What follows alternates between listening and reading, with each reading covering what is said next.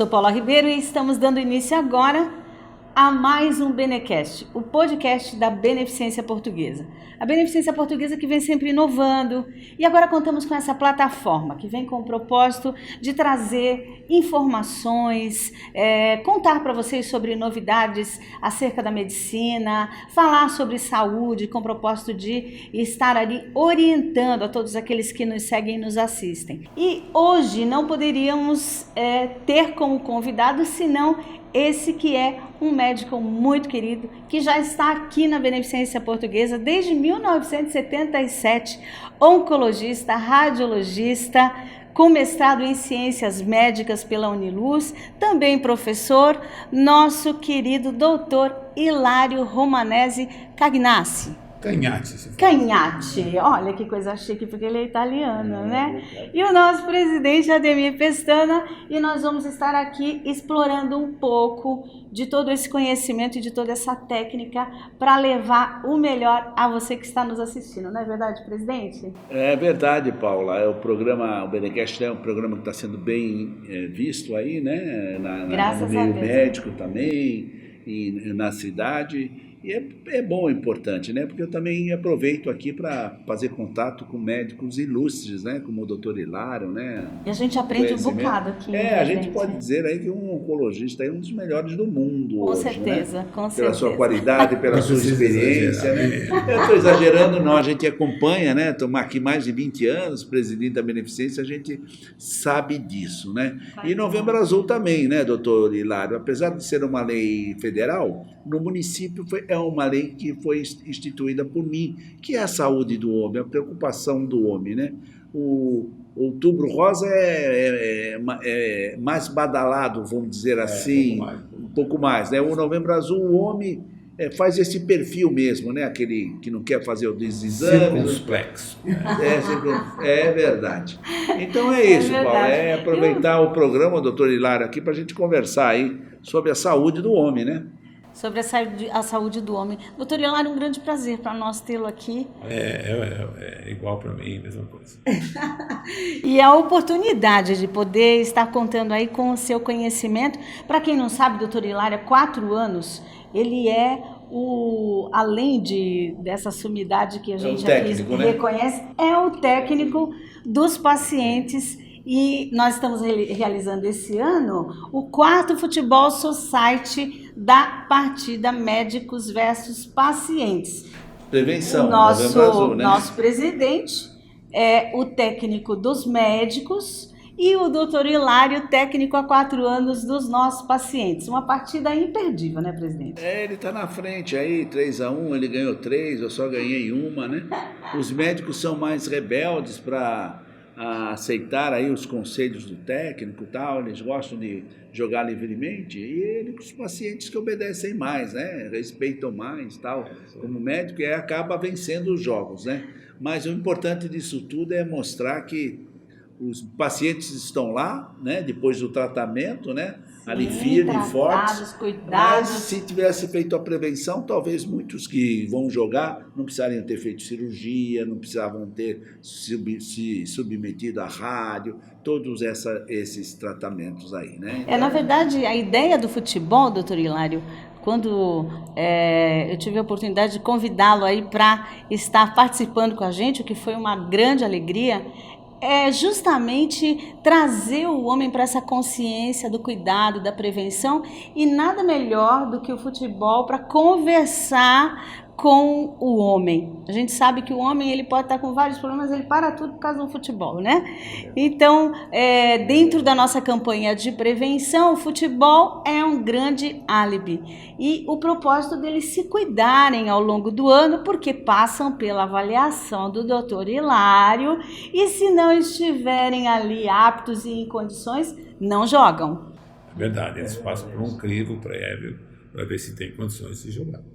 Então, e para a gente poder começar aqui o nosso bate-papo, vamos começar pelo começo. O que é a próstata? Bom, a próstata é um órgão, né, que fica ali entre o reto e a bexiga, e a função da próstata é a produção de um hormônio chamado testosterona. Ok, a gente sabe que ainda existe muito preconceito dos homens em relação a essa prevenção. Hoje, o câncer de próstata, ele é o segundo câncer que mais mata? Ele é o mais incidente nos homens, né? Não é o que mais mata. Sim, mas é o mais incidente. É o mais incidente. O câncer fora o câncer de pele, porque o câncer de pele é o câncer mais incidente, tanto nos homens quanto nas mulheres, porque a superfície corpórea é muito grande, então a incidência do câncer de pele é sempre maior do que qualquer outros órgãos. Mas no homem, é o câncer da próstata o mais incidente, como o câncer da mama é o mais incidente da mulher, depois dos tumores de pele. Mas feita a devida prevenção, vida normal. Sim, o câncer da próstata, evidentemente que a prevenção que a gente faz do câncer da próstata não evita que a pessoa tenha o câncer. Sim. Se o indivíduo tiver que ter o câncer, ele vai ter, independente da prevenção ou não. Hereditário, Sim. doutor Hilário? Pode ser. Ele não é hereditário, mas ele é familiar. Por exemplo, um indivíduo que tem um câncer, por exemplo, o avô ou o pai, o indivíduo aumenta 10 vezes a chance de ter câncer da próstata. E tem alguma dica aí? Come isso que nunca vai ter. Tomate, por exemplo. As O histórias... pessoal fala, o senhor que tem de origem italiana aí, fala assim, come muito tomate, que Exatamente. se fosse assim os italianos não teriam câncer. Existe uma teoria, né, que o licopeno, que é Do tomate. que é do tomate, aumentaria a prevenção contra o câncer da próstata. Mas os estudos mostram que você teria que comer um caminhão de Aí ia ter tomate, problema digestivo. para poder trazer alguma Ia resolver proteção. um lado e ia piorar o A outro. quantidade de licopeno que seria necessária. Mas olha, já fica aí uma informação Fica a dica, importantíssima. E qual foi o câncer de próstata mais precoce que já aconteceu na sua Na minha vida como experiência, médico? foi um indivíduo de 42, 43 anos. É precoce isso? É muito precoce, porque o câncer da próstata é o câncer da 6ª década, né? Ele mais assim, recente, ele é mais agressivo, é isso? Muito Igual a mais. mulher no câncer de mama? Exatamente. Quando o câncer seja da próstata, da mama, vem antecipadamente, é porque ele é mais agressivo, com certeza. Por que ele é mais agressivo, doutor? De produção das células mesmo, é um problema histológico, uma alteração da histologia da célula, que ela fica se dividindo numa quantidade muito mais rápida, muito maior, e quanto mais jovem o indivíduo, porque normalmente o tumor ele acompanha a biologia do indivíduo. Sim. Por exemplo, você pega uma criança que tem um crescimento ativo, as células estão em ebulição, vamos dizer assim. E pega um indivíduo de 80, 70 anos, aquelas células já estão se adormecendo. Então, a evolução do câncer no indivíduo adulto é diferente do indivíduo jovem e do adulto jovem, porque a quantidade de células que estão em frequente desenvolvimento no indivíduo mais jovem, na criança, por exemplo, aquilo é ebulição, está fervendo. Diferente do indivíduo de 70, 80 anos, quando está vendo o declínio natural da idade. Então, os tumores costumam ser mais agressivos nos indivíduos mais jovens e menos agressivos nos indivíduos mais idosos. Mas existe uma frase que eu aprendi desde a época da residência, que o câncer não estudou cancerologia. Ou seja, não é porque a evolução diz que aquele tumor vai evoluir mais lentamente que ele vai evoluir. E o inverso também é verdadeiro. Ele não obedece. Exatamente, ele tem seu próprio critério. Então, Isso é assustador. se o tumor vai evoluir bem ou vai evoluir mal, é uma coisa muito, muito individual. Cada pessoa vai ter a sua história para contar. Quais os exames são aí necessários e em que idade? O câncer da próstata, a gente recomenda que a partir dos 40 anos o indivíduo comece a fazer a prevenção. Eu digo sempre, a prevenção não é para evitar o PSA e o toque juntos. O PSA e o toque juntos. Se você fizer os dois, você vai ter um índice de acerto de 95%. Se você fizer um ou outro, seu índice de acerto vai ser em torno de 60%.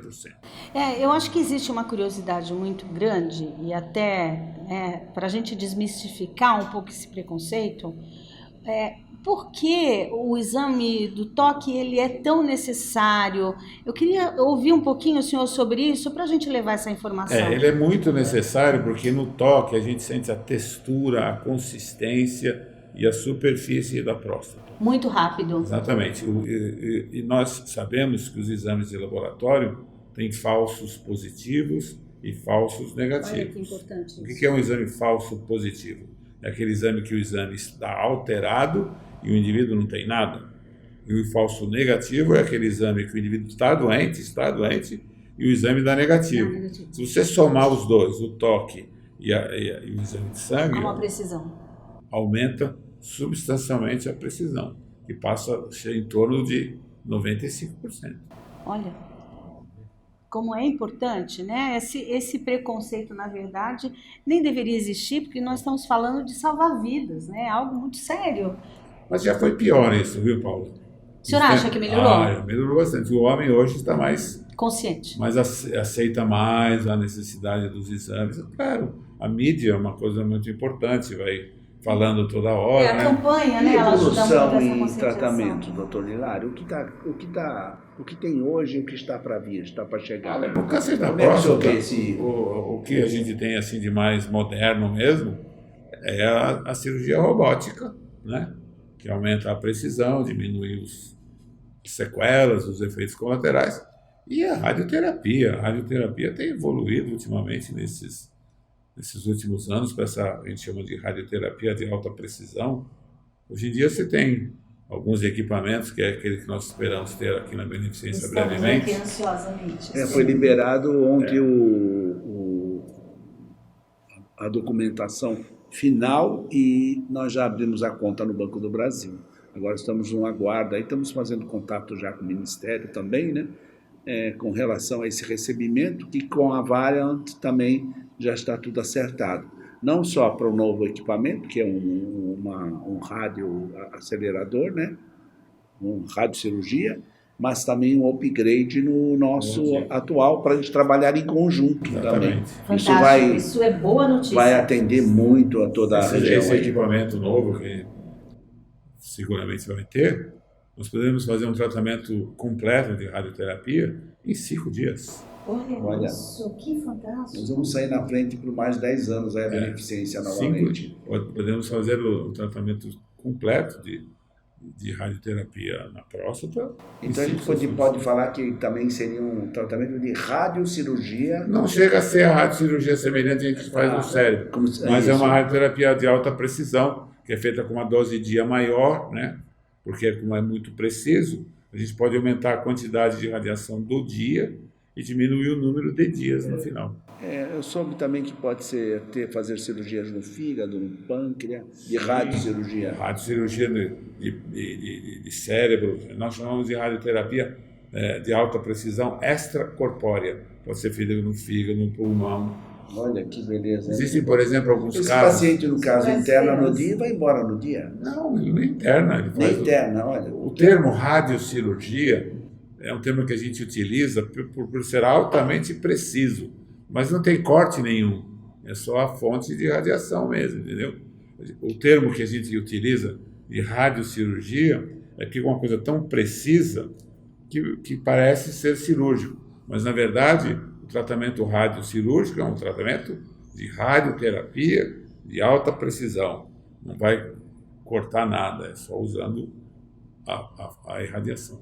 Agora, levando para que o homem está querendo ouvir a minha pergunta, doutor Hilário, é o sexo, né? O homem, ele não faz o toque, não vai, porque o problema do homem é o problema masculinidade, né? Masculinidade, exatamente. Então, esse negócio de, se fizer sexo não tem câncer de próstata, e se deixar de fazer vai ter, mas a natureza é assim mesmo. Quando você é mais novo, você tem uma atividade sexual muito maior. Quando a idade vai vindo, você vai diminuindo, tá? Apesar de hoje ter tanta técnica medicamentosa que favorece muito, né, para as relações. Isso é verdade mesmo? Se quem fizer sexo não vai ter câncer de próstata? Isso é lenda. É lenda, tá vendo? Isso é lenda. Olha, sabe como o pessoal... Seria bom se não fosse, mas não é não. É verdade que o câncer da próstata tem a ver tudo com a produção do hormônio, né? O câncer de próstata é hormônio dependente, ou seja, ele depende da testosterona. É claro, aliás, existe uma relação muito intensa. Por que os negros têm mais câncer de próstata que os brancos? Porque os negros têm mais testosterona do que os brancos. Então, a incidência de câncer no negro, no indivíduo da etnia negra, é maior do que da etnia branca. Por quê? Porque os negros têm mais testosterona. E o câncer da próstata é testosterona dependente. Então, existe aquela teoria de que se o indivíduo faz muito sexo, é porque ele tem muita testosterona. Ao inverso, ele vai ter mais chance de ter câncer de próstata do que quem não tem muita atividade sexual. É exatamente o contrário. O contrário, né? Então, a raça negra, na verdade, estas pessoas precisam estar, Mais esses atentas. homens mais atentos Tanto que a ainda. gente recomenda que os exames de prevenção para o indivíduo da etnia negra comece 5 anos antes. 5 anos A gente antes. começa aos 40 para os indivíduos negros e 45 para os brancos. Poxa, eu não sabia disso, não. Olha Interessante. só, Né? interessante, hein?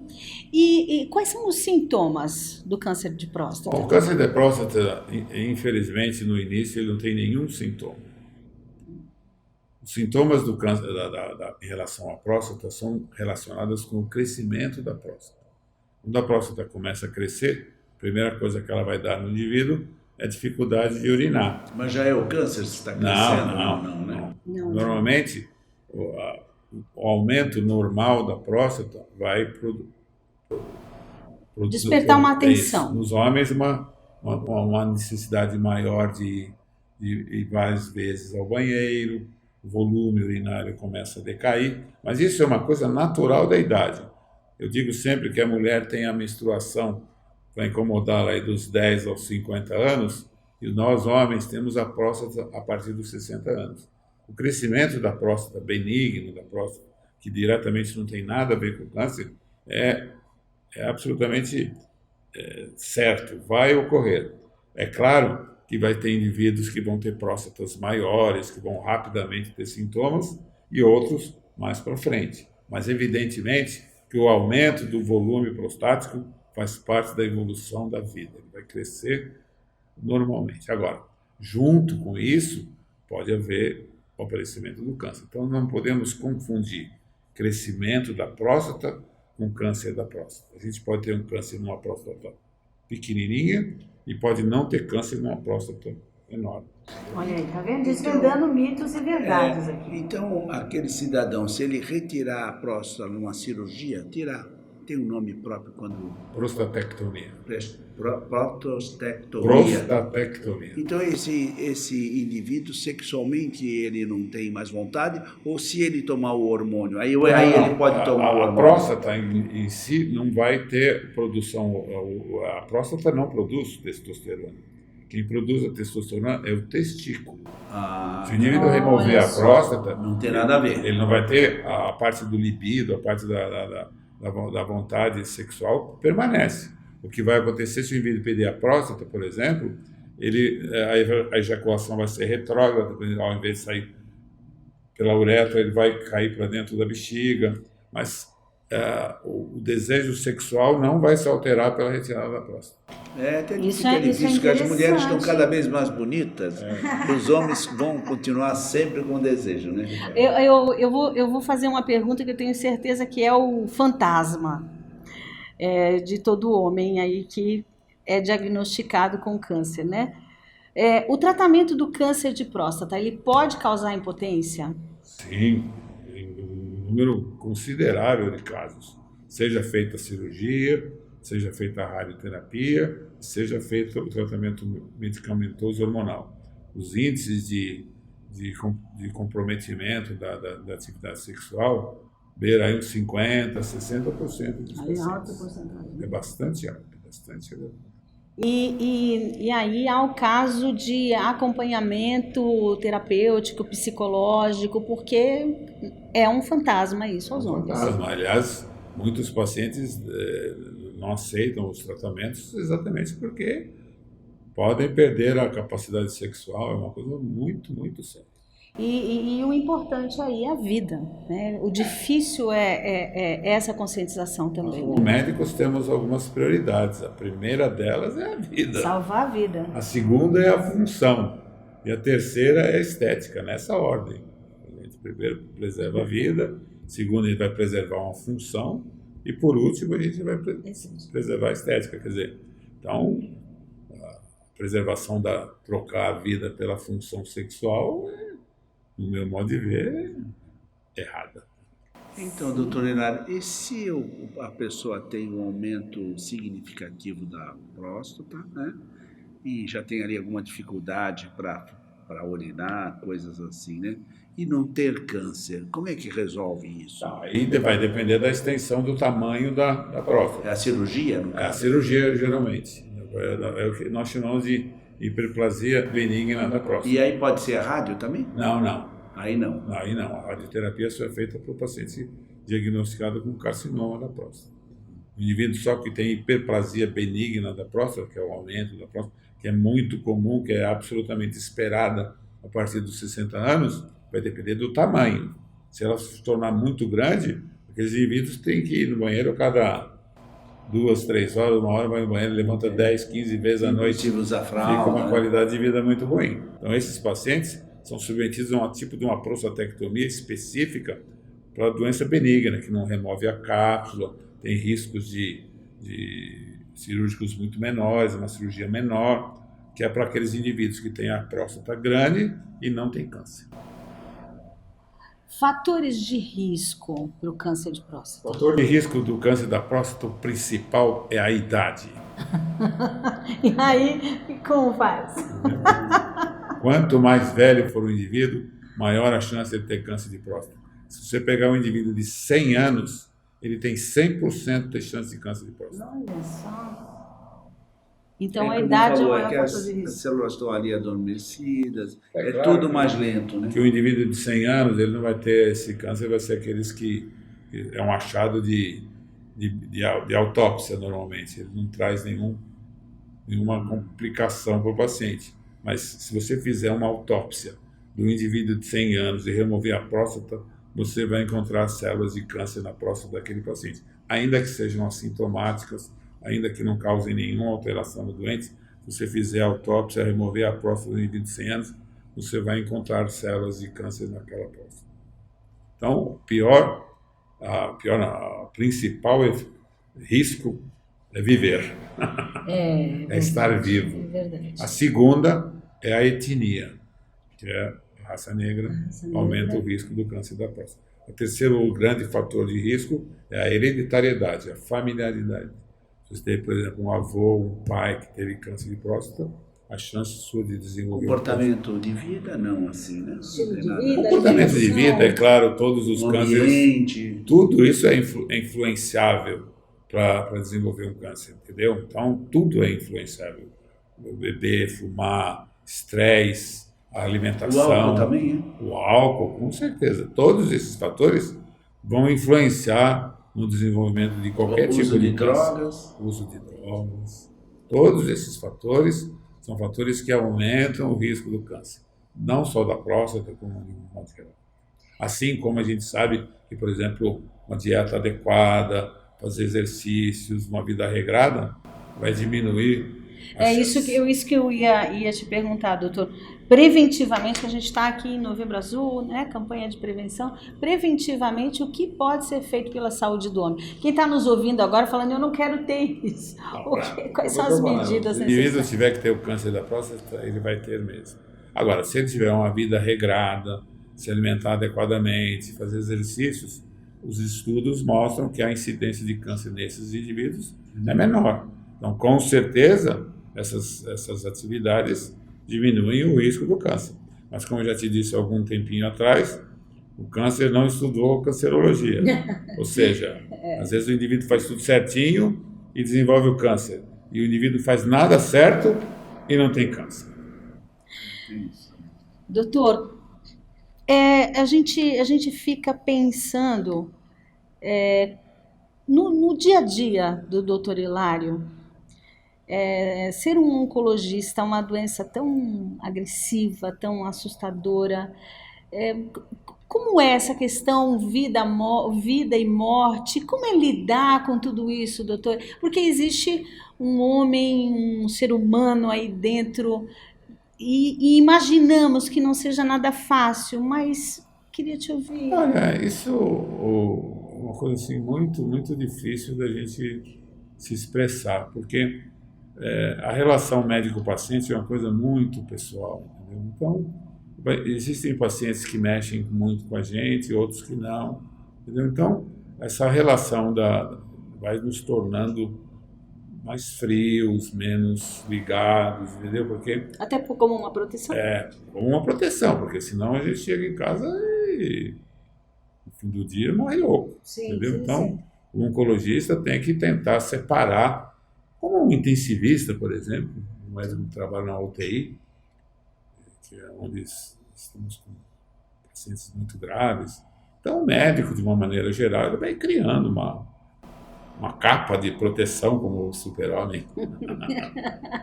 Às vezes pode até parecer mais frio, mas na verdade encontrou uma forma de como lidar. A profissão médica, né? Profissão médica, né? São, acho que, pessoas escolhidas para exercer a medicina, né? Sim. Eu, na minha análise, como presidente do hospital há 20 anos, eu acho que médico, ele já nasce, que escolhe esse caminho, ele precisa ser inteligente, e bastante, para seguir firmemente. Eu tenho percebido que os melhores são os que mais se prepararam, tem um raciocínio muito lógico, às vezes um pouco até frios mesmo, porque consegue separar, né?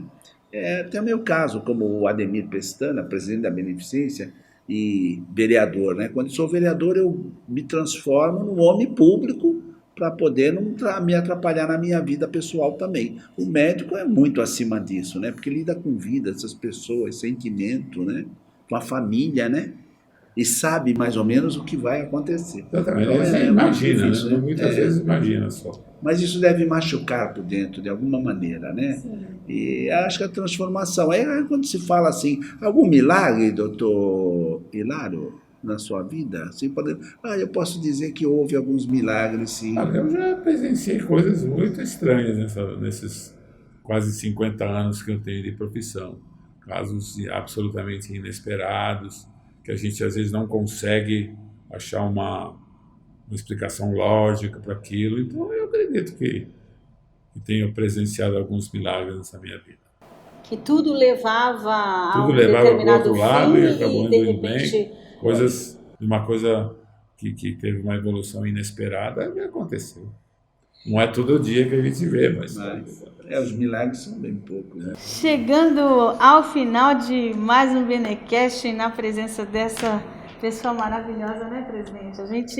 A gente fica bebendo da fonte aqui de todo esse conhecimento e em pouco tempo aprende-se tanto, né? Que privilégio, doutor Hilário. Vamos aguardar o próximo programa com o doutor Hilário. Vamos aguardar, porque tem muito assunto. Anotando as perguntas, né? Tem muito assunto. Eu que agradeço a oportunidade de expressar, de falar um pouco da gente para a audiência, para tentar ajudar a diminuir os...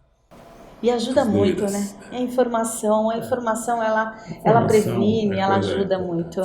E lembrando a todos que nós temos aí no dia 29, a gente ainda tem uma esperança, porque o doutor Hilário vai se afastar para um procedimento, mas nós temos aqui uma esperança de que ele possa estar conosco dia 29, lá na Arena Portuário, a partir das 18 horas. Nós teremos também uma roda de conversa, já com o Dr. Thales Vieira confirmado. Doutor Hilário, quem sabe, né? Nós teremos lá o nosso presidente, o psicólogo Cláudio Scherer também. Vamos ter uma roda de conversa antes do futebol. E esse ano, pelo o segundo ano, nós vamos ter aí.